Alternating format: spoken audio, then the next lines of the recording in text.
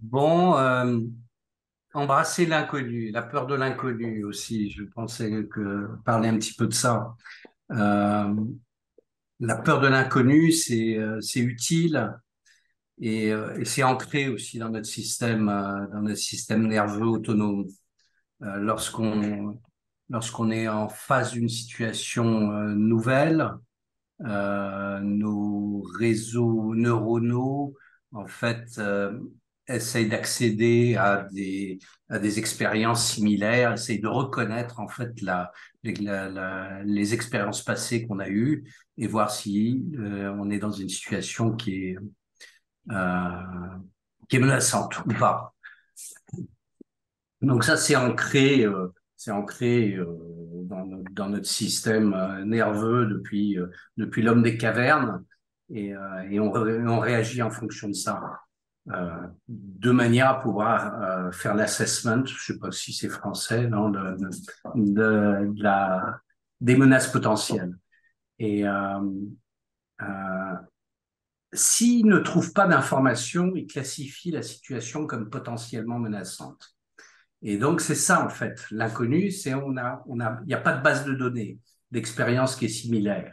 Et d'un seul coup, ça active l'amygdale et donc on est dans un niveau euh, un petit peu plus anxieux que quand on est dans terrain connu. Et ce système nerveux autonome, c'est le même aujourd'hui qu'il y a 40 000 ans ou 50 000 ans et il fonctionne un petit peu de la même manière.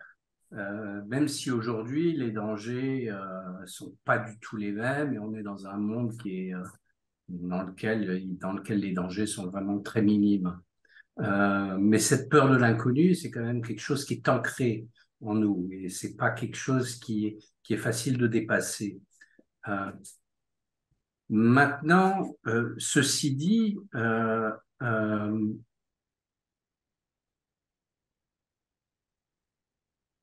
l'inconnu, c'est aussi le piment, euh, le piment de notre existence, Quand on reste dans le connu, c'est un peu comme si tous les soirs, on regardait le même film à la télé. Et c'est pas très excitant, c'est pas quelque chose qui nous fait avancer. Euh, donc sortir de sa zone de confort et puis de se mettre dans des situations qui sont inconnues, d'un seul coup, ça donne du piment à notre existence. Euh, une des choses que je voulais dire par rapport à ma propre expérience, c'est la décision que j'ai prise il y a une dizaine d'années de plus me préparer professionnellement. C'est-à-dire qu'avant, j'avais des meetings ou des interviews, des choses comme ça. J'étais toujours très préparé. C'est-à-dire que bien avant, je commençais à faire tous les scénarios possibles. Je commençais à réfléchir sur quoi j'allais me focaliser. Et dans ma tête, j'avais beaucoup de scénarios possibles. Les questions qu'on allait me poser, j'avais déjà les réponses, je les avais préparées. Et, je me suis rendu compte que pendant ces meetings ou ces interviews, l'exercice que je faisais, c'était un exercice de rappel. J'essayais de me rappeler de ce que j'avais imaginé et préparé en avance. Et quand je faisais ça, j'étais plus du tout dans le moment présent. Et j'ai arrêté de faire ça. Ça veut dire que même pour ce, ce- ce webinaire, j'ai rien préparé du tout. C'est l'inconnu parfait. Et ce dont je me suis rendu compte, c'est que j'étais beaucoup plus performant euh, dans le moment présent sans être en prêt. On a toujours une bibliothèque de connaissances ou de choses qui arrivent et que quand on n'essaye pas de se rappeler, parce que c'est une énorme activité intellectuelle, qui prend de la place dans la connexion ou dans le moment présent. Et si on n'a pas tout ce bruit-là d'essayer de se rappeler et d'être vraiment présent vis-à-vis de ce qui arrive, qui est complètement inconnu, en fait, on a tout à fait les ressources. En fait, on fonctionne mieux quand on est dans le moment présent, sans toute tout ce bruit ou ce, cet arbre des possibles qu'on a préparé en avance. En plus, cet arbre des possibles, Très très souvent, les possibilités qu'on a imaginées se passent pas. Ça veut dire qu'il y a quelque chose de complètement neuf qui va arriver. On essaye d'accéder au système de la mémoire, alors que c'est dans le système créatif qu'on est, qu'on est vraiment bon. Donc ça, c'est une des choses que je voulais dire par rapport à mon expérience personnelle. Et la deuxième chose, euh, en face de regarder le même film tous les soirs, euh, il y a cette excitation de des choses nouvelles qui se passent en face de nous. Je pense aux explorateurs ou aux voyages, parce que c'est ça qui me touche. Les grands wow qu'on a, c'est quand on arrive dans des paysages ou des situations qui sont complètement inconnues, qu'on n'a jamais vues, et on est complètement en, on est complètement bluffé par quelque chose qui est en face de nous. Si on découvre un paysage extraordinaire qu'on n'avait pas vu en arrivant au-dessus d'une colline, et ces grands moments de wow, c'est toujours des moments qui sont des moments où on est confronté à quelque chose de complètement neuf. Euh, Voilà un petit peu ce que je voulais dire. Moi, je suis dans la recherche. En tout cas, c'est quelque chose que je valorise énormément. C'est l'émerveillement. Et l'émerveillement, c'est toujours dans l'écoute, dans l'inconnu que ça se passe. Et même quand on se balade dans la rue, si on commence à être dans le moment présent, tout ce qu'on a en face de nous est inconnu. On J'ai redécouvre plus de son. toutes les choses. Qui n'a plus de son? Bon, j'ai entendu un truc. Donc, Ouais. le wow, à mon avis, c'est quelque chose que tout le monde recherche, d'être émerveillé par les choses, et ça se trouve uniquement dans l'inconnu. Donc, les choses, ça, c'est la chose que je voulais dire. Et la deuxième chose, c'est qu'on est naturellement, euh, euh, on est naturellement meilleur quand on part dans l'inconnu et qu'on est dans le moment présent que quand on reste dans le connu, dans les choses qui nous, qui baissent effectivement notre anxiété, on reste dans notre zone de confort, mais on est beaucoup moins bon, moins performant dans le connu que dans l'inconnu. Voilà un petit peu ce que je voulais dire. La source de créativité, c'est l'inconnu. Dès qu'on crée, on est dans l'inconnu. Euh, c'est en fait là où on assure l'inconnu. Voilà ma petite part à à ce briefing, à ce webinaire. Virginie, Andrea voulait dire quelque chose. ah pardon, je ne l'ai pas vu. Bonjour Andrea. Merci, bonjour. Juste par rapport à cette euh, performance, parce que je ne suis pas, je n'apprécie pas dans la performance. Donc, ce que je voulais ajouter, c'est en fait quand on est dans l'ouverture à l'inconnu, on est dans l'ouverture à tout notre possible, et que quand on est dans le autrement, quand on agit par l'anxiété ou la peur, on est dans la limitation de soi. Voilà.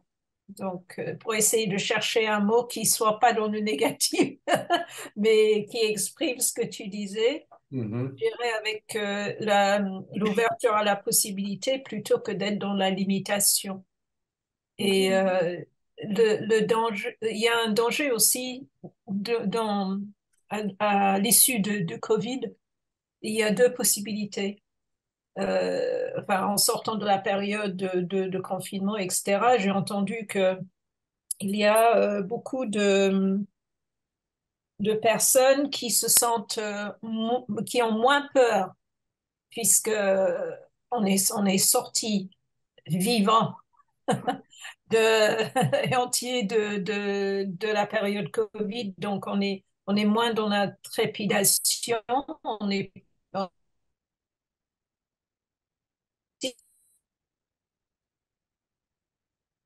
Tu es coupé, Andrea, mais on ne t'entend plus. d'une bibliothèque de connaissances. Ah. je vais arrêter la vidéo et puis voilà. C'est Donc, une jolie photo, hein. est-ce que vous m'entendez maintenant? Oui. Oui, on Voilà. t'entend. On n'a pas entendu les 20 dernières secondes de ta... Ah, d'accord. Donc, je devais dire, je pense juste que ajouter une autre chose, c'était tu parlais de bibliothèque de connaissances et quand on est dans la limitation et de l'anxiété, on inclut moins l'autre dans ce champ de possibilités. Donc, quand on parle de bibliothèque de connaissances, il me semble qu'on va vers la conscience collective. Voilà. Donc, c'est parce que souvent, ce que j'ai trouvé, c'est que euh, on peut se préparer, par exemple, mentalement au niveau d'un questionnement, ou on peut avoir un questionnement en soi quand on entre dans une discussion, et sans avoir besoin de poser la question réellement, la réponse est donnée. Mhm. Voilà. Et c'est être dans cette acceptation qu'on on n'est pas seul et que la réponse viendra. Et voilà. Tout à fait. Et accéder à la conscience collective, c'est aussi les recherches sur Google, où on va prendre l'expérience de l'autre pour se rassurer.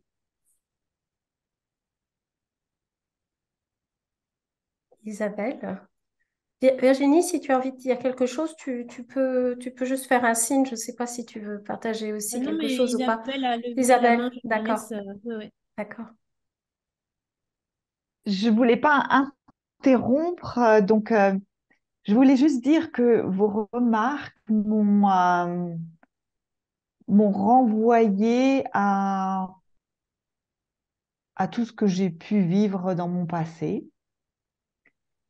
Et en revoyant ça en accéléré, il m'a sauté aux yeux que tous les grands moments où on s'envole, une première rencontre, les enfants, une première maison, j'aurais plein d'exemples. Et dans tous ces cas-là, c'était l'inconnu le plus total. On est sur un bateau avec des copines, on est dans un endroit où on savait même pas où. Et tout d'un coup, on regarde partout parce qu'on essayait avec le plan en main de reconnaître les îles en Grèce. Et j'ai vu quelqu'un qui allait devenir mon mari et qui allait partager 20 ans de ma vie. Des années après, en me promenant dans un quartier absolument inconnu à Zurich, euh, on ne savait pas trop où inscrire les enfants à l'école, on ne savait pas où garer la voiture, il n'y avait rien qui marchait ce jour-là. On était en train de regarder pour s'orienter et on voit maison à vendre. On frappe à la porte, on va discuter. 15 jours plus tard, on était dans nos murs. Ça peut paraître fou, mais à mon niveau, quand je me reporte mon voyage dans la vie, tous ces grands moments se sont passés quand j'étais dans l'inconnu le plus complet. Et ça rejoint ce qu'a dit Hervé avec l'émerveillement. Euh, Quand j'ai été licenciée, c'est aussi une chose qui m'est arrivée. J'ai eu l'impression d'avoir passé longtemps dans un bâtiment illuminé où tout était clair, où chaque angle m'était connu, tout m'était familier.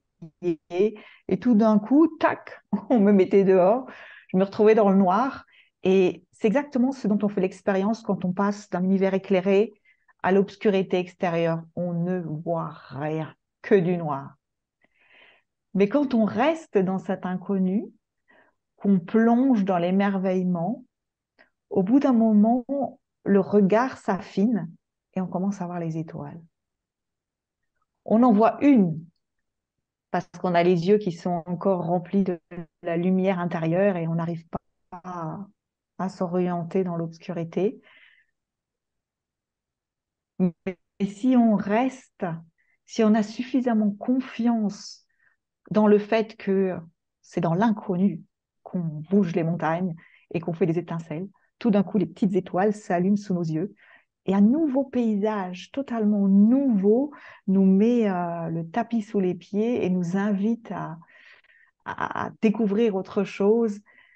Donc, en rétrospective, pour résumer, euh, j'ai réalisé que l'inconnu, c'était une invitation vers des instants de bonheur absolu. Et c'est ce que je voulais partager avec vous.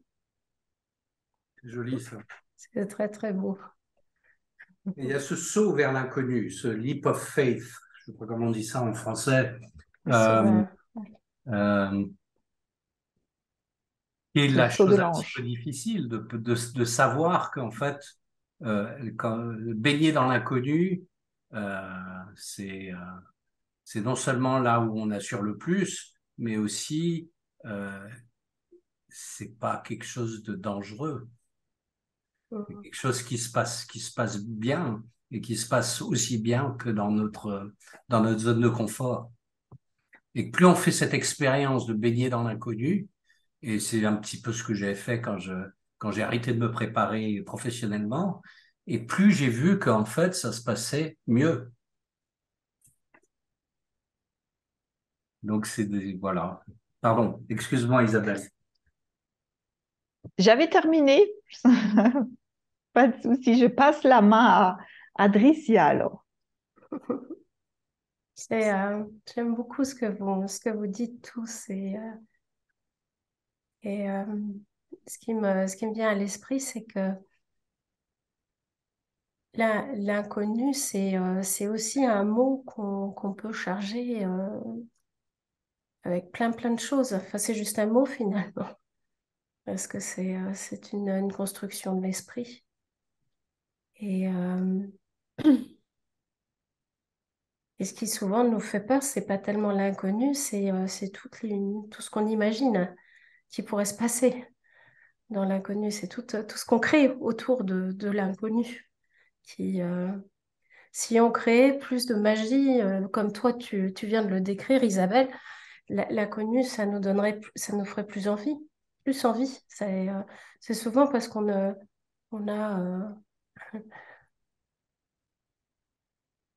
on a parfois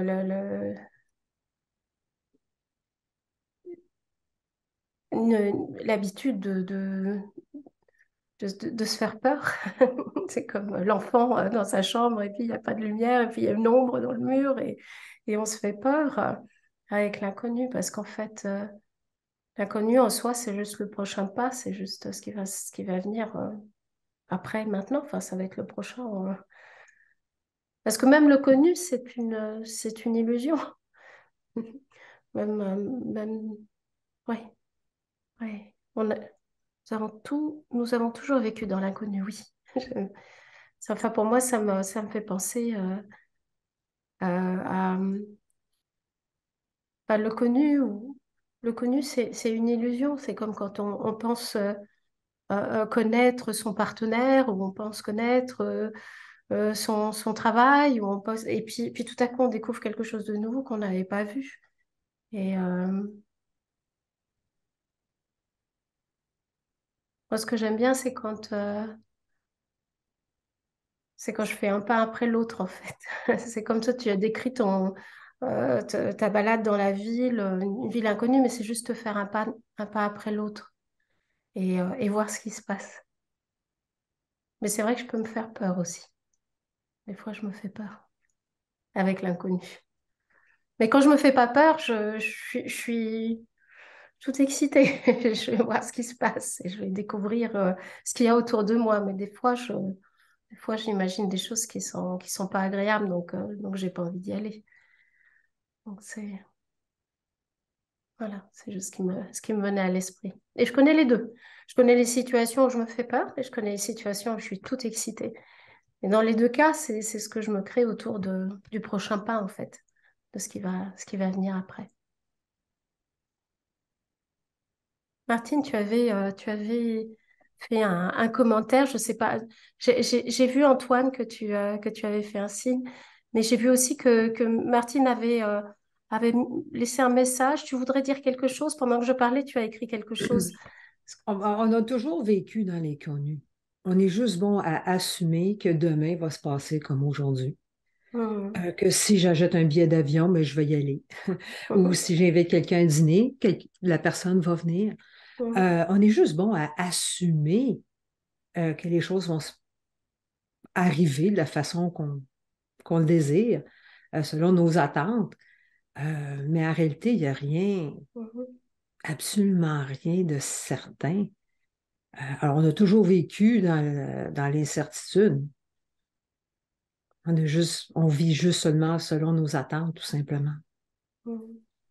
Mhm. C'est joli. Ça m'a fait penser à Marina euh, qui racontait une fois elle avait un jour réalisé que toutes les nuits, elle s'endormait dans l'inconnu et qu'elle assumait que le lendemain, elle allait se réveiller. Mais est-ce que c'est vrai? C'est une confiance absolue dans l'inconnu quand on va se coucher et qu'on s'endort. Et puis avec une attente que le lendemain, on va se réveiller. Et euh, elle a une manière très jolie de le raconter. Merci. Antoine? Oui, en fait, j'ai beaucoup aimé ce que tu as dit, Hervé, sur je pense, cette capacité absolument innée qu'on a de gérer l'instant présent. C'est-à-dire, on est naturellement, le fruit d'une longue évolution, on est naturellement pour dealer avec ce qui arrive maintenant. J'ai pas besoin de réfléchir, je sais quoi faire, quoi. Et je pense on peut vraiment s'appuyer sur cette intelligence innée. Mais en même temps, je me disais, putain, ce qu'on adore les habitudes. Par Ouais. exemple, c'est-à-dire, donc moi, je suis data scientist et on peut prédire tellement facilement ce que les gens font. Je sais pas si vous avez remarqué, par exemple, quand vous allez dans vous faites un colloque, n'importe quoi. Les gens viennent le premier jour, ils s'asseyent. Après, pause café, ils sortent, ils reviennent, ils s'asseyent à la même place. Le deuxième jour, les gens reviennent, se remettent à la même place. Nous, par exemple, dans mon village, à l'église, on allait tout le temps au même endroit. Et si tout d'un coup, un mec, il se mettait à la place où on se mettait, mais qu'est-ce qu'il fout là, ce gars, etc. Donc, en fait, on est, on adore les habitudes, quoi. Et donc, je me disais, d'un côté, on est naturellement bon pour gérer l'inconnu, pour improviser, mais d'un autre côté, on est des monstres d'habitude, quoi. Et le cerveau, finalement, bah, c'est clair, c'est quand même plus sympa. Si je prends le train, je mets au même endroit, et puis voilà. L'inconnu, c'est bien, mais des fois, c'est pas bien, quoi. Et donc, je me disais, c'est quoi la balance, quoi? Et puis après aussi, l'autre image qui me venait, cette espèce d'illusion du contrôle qu'on a, quoi. C'est-à-dire, typiquement les journées. Alors moi, je sais pas vous, hein, mais moi, par exemple, si je me dis, ah, aujourd'hui, je vais faire ça, ça, ça, ça, à la fin de la journée, quand je m'appuie, je dis, OK, qu'est-ce qui exactement s'est passé comme j'avais prévu, quoi? Bah, tu te rends compte, en fait, que la journée, c'est rien d'autre qu'un amoncellement d'imprévus, quoi. Il y avait, je crois que c'est Isabelle t'avais mentionné ça une fois, j'avais trouvé ça vraiment cool, on disait, en fait, à la base, on n'est pas le pilote de l'avion, quoi. Tu vois, on est l'avion, quoi. On est l'avion, et puis, ben l'avion, il peut pas faire grand-chose, quoi, si ce n'est que s'appuyer sur l'air et puis espérer que tout va bien, quoi. Et en fait, j'adorais cette image parce que moi j'avais l'impression que je contrôlais ma vie, quoi. Et puis, en fait, non, en fait, tu dois juste faire confiance à ta capacité innée à gérer l'inconnu, quoi. Et tout se passe bien, généralement. Donc voilà, c'était un petit peu cette contradiction entre, Mm. entre ces deux pôles-là que je trouvais en même temps qui me gratouillaient, quoi. Toi, t'es un avion, moi, je suis un bateau. Bateau à voile. Oui. Pour, Euh, pour le cerveau, c'est moins fatigant. Ça économise de l'énergie de retourner à la même place. Parce que, il a tellement de choses à faire, notre cerveau, que s'il peut économiser de l'énergie à certains moments, il le fait. Donc, c'est vrai que ça demande parfois une activité mais consciente d'activer notre cerveau dans un autre sens. Pour, et c'est vrai qu'au début, ça peut sembler un petit peu ouh, comment je vais m'asseoir sur une autre chaise? Ça demande une nouvelle activité au cerveau qui lui demande une nouvelle énergie. Donc voilà. Je sais pas si j'ai pas vu si c'était Jasmine ou Andrea qui était venue en premier. Jasmine, vas-y. M'entendez-vous? Oui. Premièrement, je vous donne tous une quantité industrielle d'excuses à profusion. Je vais arrêter ça là. Mais je veux faire du pouce sur ce qu'Antoine a dit. J'étais très, moi aussi, j'aimais beaucoup les habitudes, à vrai dire. Même que je vous dirais que ma business, mes affaires, c'est de placer des habitudes, de mettre des habitudes en place parce que justement, je compte là-dessus. Je compte sur le fait que l'être humain aime les habitudes et comprend les habitudes. Mais une des choses que j'ai vues, par contre, c'est que à un certain moment donné, ces habitudes me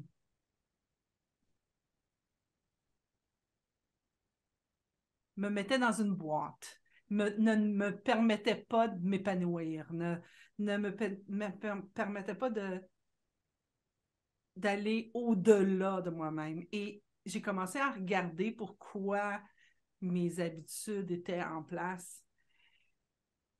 Puis je ne sais pas si c'est le même pour tout le monde, mais moi, ce que j'ai vu pour moi-même, c'est que ça me donnait de la sécurité. Parce que là, je le savais que si quand je me lève à 9 h, puis que je mange à 10 h, puis que je dîne à midi, puis que là, je travaille, puis que je prends ce chemin-là, puis que je m'en vais par là, je sais où est-ce que je m'en vais. Puis quand je sais où est-ce que je m'en vais, je suis correct. Je vais être correct. Puis là, quand n'importe quel... Puis là, j'ai remarqué que j'avais une série d'habitudes, c'était mis consciemment en place. C'était comme, OK, quand je lave mes cheveux, je vais laver comme ça. Puis là, je veux laver mon visage, mais là, je veux épargner du temps. Fait que là, je vais mettre le conditionneur en premier parce qu'il faut que je laisse du temps passer dans mon conditionneur. Tu sais, comme j'avais tout mis ça en place. Mais là, quand il y en avait un qui ne marchait pas, là, ça allait mal. Puis là, j'étais fâchée. Puis là, j'avais peur. Puis là, peu importe à quel niveau j'étais dans ma journée, dans toute ma série de choses, d'habitudes. Et un jour, j'ai comme vu, je n'ai pas besoin. Je peux juste, si je suis capable de revenir à moi et faire confiance que peu importe ce qui m'arrive, je vais être capable de composer avec. Ça m'a beaucoup aidé. Et là, j'ai commencé à avoir les habitudes comme des habitudes. Puis à dire, non, sais-tu quoi? Je vais aller par là-bas au lieu d'aller par là-bas. Puis là, j'ai commencé à avoir des nouvelles choses. Et ça a été... c'est le fun. Moi, je suis une fille de fun. J'aime ça avoir le fun. Fait que c'était le fun. Et je me souviens, j'avais les... Même encore aujourd'hui, j'ai un peu là, ouais, mais si je vais par là, je sais que ça va être safe. Je ne sais pas si ça va être safe par là. Mais je le fais quand même, tu sais. Là, je vais par là. Mais j'ai encore le petit. Non, it's OK, pas besoin de l'écouter. Puis je le fais pareil, tu sais. Fait que c'est ça, c'est de voir l'habitude. Elle est juste une habitude, tu sais.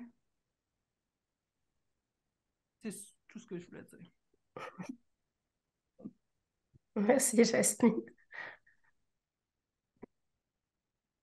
J'étais en train de penser aux musiciens, et en particulier au jazz. J'adore le jazz. Ouais. Mais l'improvisation, c'est exactement ça. Le génie des musiciens dans le moment présent qui créent, qui sont complètement dans le flow. Et je me disais, en fait, les sportifs aussi qui sont dans le flow, les personnes qui sont dans le flow sont toujours dans le moment présent et confrontées à l'inconnu. Ils créent dans le moment présent. C'est juste, c'est pas souvent du répété. Même si Federer, il a fait le même coup droit des milliards de fois, c'est dans le moment présent qu'il va sortir ses coups de génie. Et on ne sait pas d'où ça sort. Euh, mais dans la musique, dans le jazz, c'est évident que Ou c'est dans un match de foot. ou dans un match de foot, toutes les merveilles, elles sortent de l'inconnu. Et en fait, c'est la même chose dans le théâtre d'improvisation. En fait, l'art Mhm. du théâtre d'improvisation, c'est vraiment d'être totalement dans le présent, de capter en fait tous les mouvements de l'autre et surtout pas d'essayer de réfléchir qu'est-ce que je vais dire. Non, non. Et en fait, c'est comme ça que tu réussis à être super bon en improvisation. C'est quand dans le théâtre d'improvisation, c'est quand tu es vraiment à l'écoute de tout ce qui se passe là maintenant, quoi. C'est marrant, ça rejoint totalement ce que tu dis avec le jazz, quoi. Andrea? Il me semble aussi que, comment dirais-je, ce jeu dont on parle, où est-ce que ça se situe? Enfin, qu'est-ce qu'on associe à ce jeu? Parce que si on l'associe à, à cet être pensé qu'est l'ego, là, on est dans la limitation et on va essayer de mettre en place des habitudes pour se rassurer. Alors que si on est dans le jeu de la source, que enfin, il me semble que nous le sommes cette sauce. On on est, et qu'à ce moment-là, euh, la vie est une improvisation et il n'y a rien de prévu. Et que euh, il me semble que une de nos tâches sur Terre en tant que race humaine est d'être en acceptation de ce fait. Que plus on essaye de régimenter, d'aligner des choses, moins on est dans le reflet de ce qui est réellement. Et voilà, c'est juste ce que je voulais Mhm. ajouter. Mhm. Merci, Andrea. Bien. Virginie? Oui, moi, je voulais juste rebondir en fait sur tout ce qui a été dit et qui tourne autour du même pointage de doigt, on va dire. Mais juste par rapport aux trois principes et ce qui m'avait, moi, vraiment touchée et interpellée avec l'enseignement des trois principes ou ce que les trois principes pointent du doigt. Et il y avait deux choses principalement, parce que souvent, c'est vrai qu'on dit, mais qu'est-ce que les trois principes peuvent apporter, enfin, des gens qui ne connaissent pas, qu'est-ce que ça peut apporter par rapport à une façon de vivre. Et, euh, et vraiment, moi, le côté, en fait, de comprendre la nature de la pensée, parce que les trois principes, en fait, apportent beaucoup de lumière là-dessus. Et le côté illusoire, en fait, de tout ce qui se passe dans nos têtes, tout ce qu'on se raconte à perte de temps, nos histoires, tout ce qui tourne en permanence. Et vraiment de pointer du doigt les films qui sont en train de se passer, la nature de cette pensée, de l'expérience qu'on a à travers ces pensées en permanence. Le fait de pouvoir prendre conscience de ça et de voir ça, en fait, permettait, premièrement, déjà de ne pas croire tout ce qui se passait sur le futur, parce que c'est ce qu'on fait en permanence, comme vous avez tous dit, planifier. On a fait des milliards de scénarios sur ce qui pouvait ne pas aller ou aller, etc. Il ne se passe jamais d'ailleurs, comme vous l'avez tous dit, comme on l'a fait.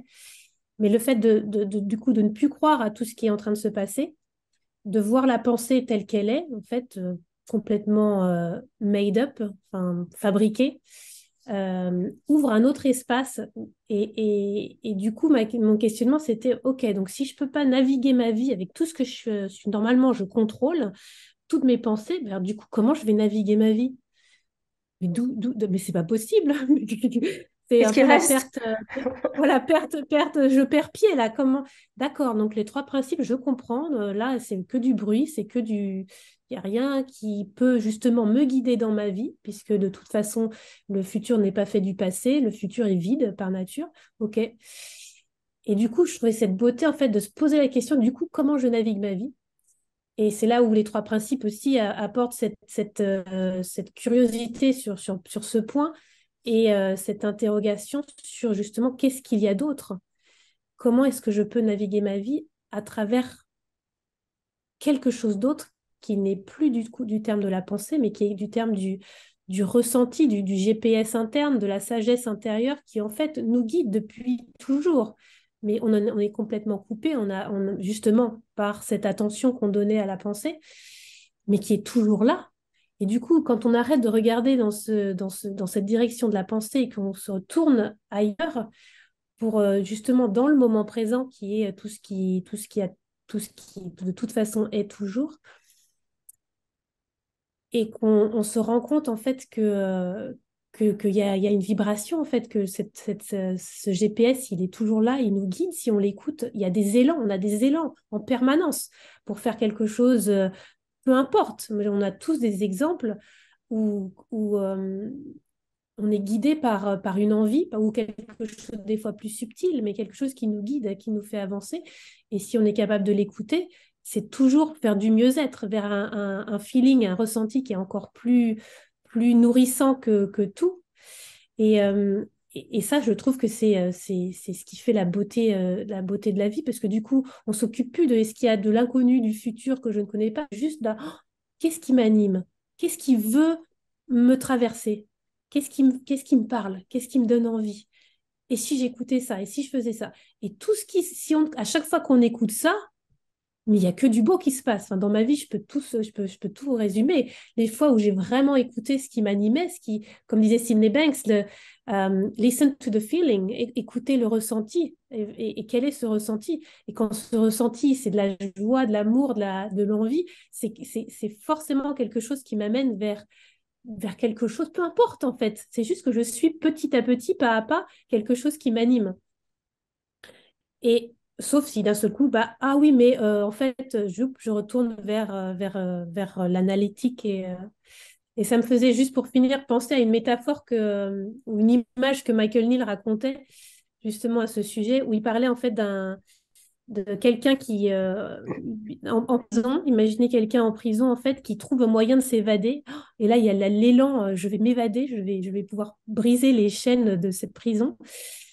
Et puis en fait, avant de finir cette évasion, je dis, ah mais il faut peut-être quand même que je vérifie avec le gardien de prison si c'est vraiment, si je suis vraiment alignée avec ça.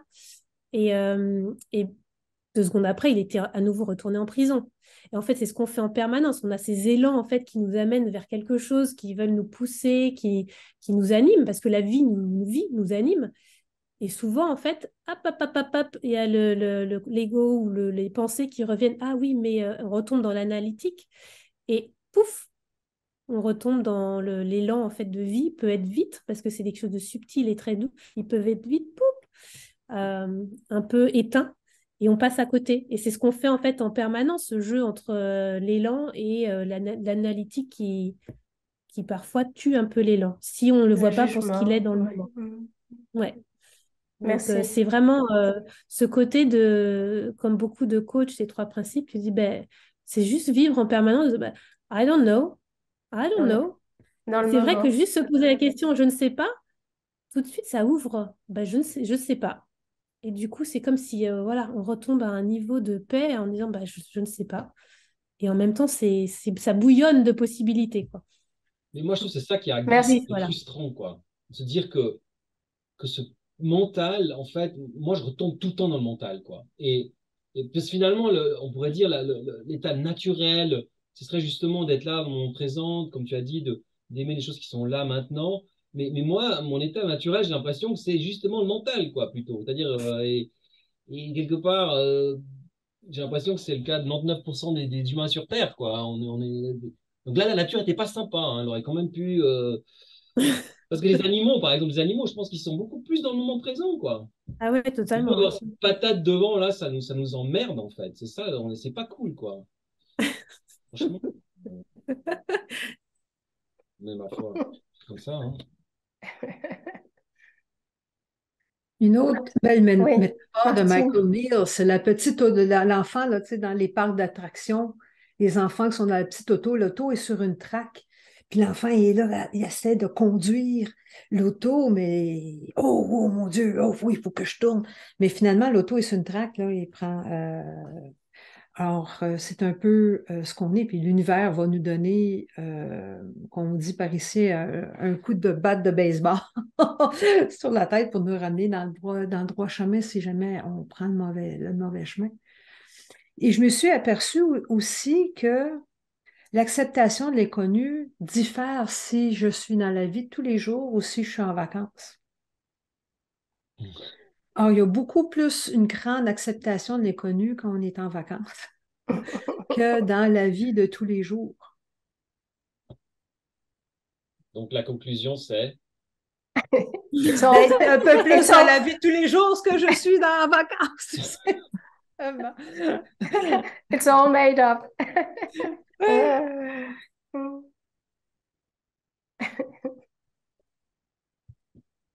Oui, je pense qu'il y a aussi l'acceptation, tu parles du cortex et du poids du cortex qui nous empêche d'être dans le moment présent. Il a quand même beaucoup d'utilité, ce cortex. Le On est, néocortex, ouais. cette race, on a réussi à, déjà, ça nous a beaucoup protégés. Le fait de pouvoir se projeter dans les scénarios possibles, faire cette analyse de risque, nous permet de rester vivant, ou nous a permis de rester vivant dans l'histoire du monde.